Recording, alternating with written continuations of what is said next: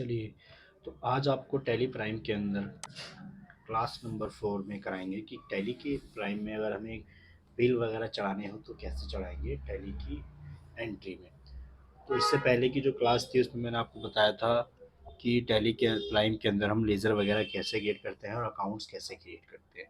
तो आज आपको हम इसमें कराएंगे बिल क्रिएट करना, कि अगर हमें कोई बिल दे रहा है या बिल हम किसी सामान खरीद रहे हैं या बेच रहे हैं तो उसकी बिल की एंट्री हम टैली प्राइम के अंदर कैसे करेंगे। ठीक है, फर्स्ट ऑफ ऑल हम क्रिएट पे करेंगे। यहाँ अपने कुछ अकाउंट्स बनाएंगे, यानी कुछ कस्टमरों के नाम बनाएंगे, कुछ सप्लायर्स के नाम ले लेंगे।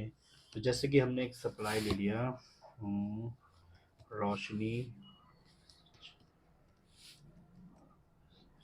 रोशनी को रखा हमने CR, यानी क्या, ये हमारे सप्लायर हैं जिनसे हम सामान खरीद रहे हैं।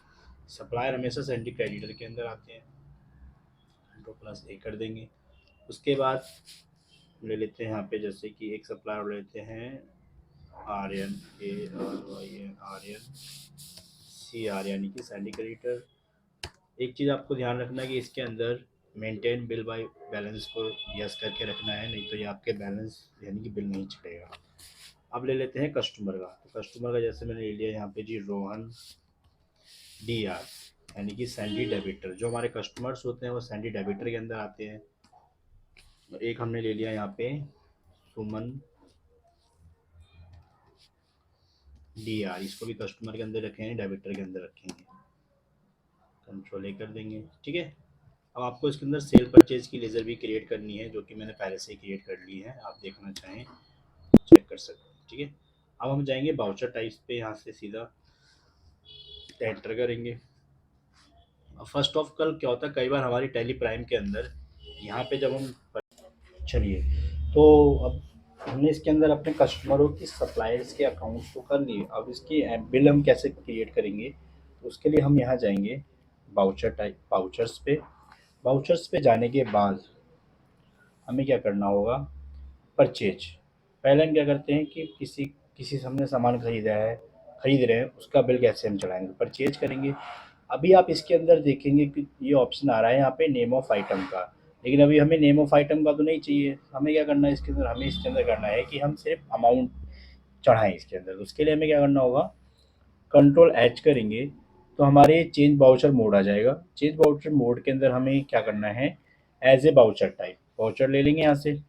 अब आप देखेंगे यहाँ पे हमारा ये आ गया है CR।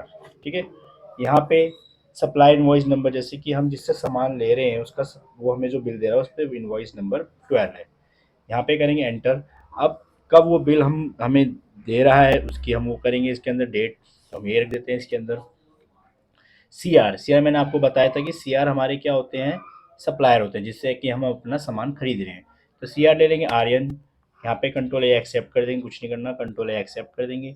अब कितने का हम उससे सामान ले रहे हैं, जैसे कि मैंने आर्यन से 20,000 का सामान जो है वो परचेज करा है। अब यहाँ पे चार चीज़ें आप समझ लो एक बार। एडवांस, एडवांस क्या होता है कि जब हम किसी को एडवांस में पेमेंट करेंगे, हम सामान नहीं ले रहे हैं, हम उससे एडवांस में पेमेंट एक्स्ट्रा दे रहे हैं, या अगेंस्ट रेफरेंस हमारे पास पहले से ही बिल है, हम उसी के बिल के अंदर और ऐड कर रहे हैं। न्यू रेफरेंस, अभी हमारे पास इसका कोई बिल नहीं है पहले से, तो हम क्या करेंगे, न्यू रेफरेंस।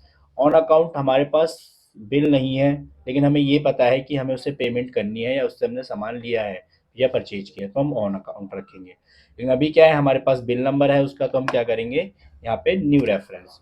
न्यू रेफरेंस के बाद आपसे पूछेगा नेम, कि इस कस्टमर यानी कि इस सप्लायर का जो भी है बिल नंबर है, ये बिल 20,000 कितने बिलों में है, जैसे मैंने कर दिया बिल नंबर 1। एंटर करेंगे, एंटर करेंगे। अब यहाँ पे हम अमाउंट चेंज करते हैं कि हम इसका रखते हैं कि भाई जो सप्लायर है बिल इसके 2 हैं 10-10 हज़ार के, तो हमने कर दिया 10,000 यहाँ पे। उसके बाद फिर से हम आएंगे न्यू रेफरेंस, इसका कर दिया बिल नंबर 2, कि भाई बिल नंबर 2 इसका सेकेंड। तो टोटल इसका जो अमाउंट है 20,000 वो 2 हिस्सों में डिवाइड हो गया, bill number 1 bill number 2। Enter कर देंगे और एक्सेप्ट कर देंगे यहाँ से सीधा। एक्सेप्ट करने के बाद ये तो हो गया हमारा सप्लाई का। अगर हम कस्टमर को किसी को सामान दे तो उसकी बिल की एंट्री हम कैसे करेंगे, उसके लिए हमें क्या करना होगा, यहाँ से हम करेंगे F8 करने के बाद DR जो होते हैं हमारे सैंडी डेबिटर, वो कस्टमर्स होते हैं, वो यूज़ करते हैं हम कस्टमरों के लिए। एंटर करेंगे यहाँ, Ctrl+A कर देंगे, Ctrl+A कर देंगे वापस, यहाँ सेल की लेज़र।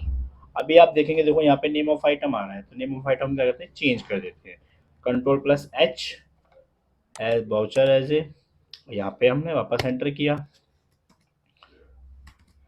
अब कितने का आपने उसको सेल आउट किया है, तो मैंने उसका कर दिया भाई 10,000 रुपये का सेल आउट। एंटर करेंगे, सेम वही चीज़ आ गई कि हम ये 10,000 कितने बिलों में, हमारा हम चाहते हैं कि बिल नंबर एक ही है इसका, जिसमें पूरा 10,000 की सामान जो है उसको हमने सेल किया। एंटर कर देंगे, एंटर कर देंगे, Ctrl+A सेल और Ctrl+A और एक्सेप्ट कर देंगे। तो अब आप देखेंगे हमारी जो एंट्री यानी बिल चढ़ चुके हैं, परचेज वाला भी और सेल वाला भी। चेक करने के लिए हमें कहाँ जाना है, हम जाएंगे यहाँ से डिस्प्ले में, यहाँ पे आप डे बुक में देखेंगे तो आपकी एंट्री शो कर देगा, और आप यहाँ देखेंगे अकाउंट्स बुक में लेजर्स पे देखेंगे आप आर्यन का जो बिल है यानी परचेज हमने किया था 20,000 का, तो ये बैलेंस यहाँ इसका दिखा रहा है।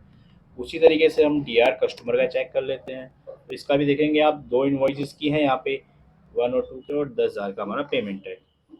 तो ये होता है हमारा टेली प्राइम के अंदर बिलों को चढ़ाना। अगली क्लास में कराएंगे आपको हम कि इनकी पेमेंट्स कैसे करते हैं और रिसीव कैसे करते हैं।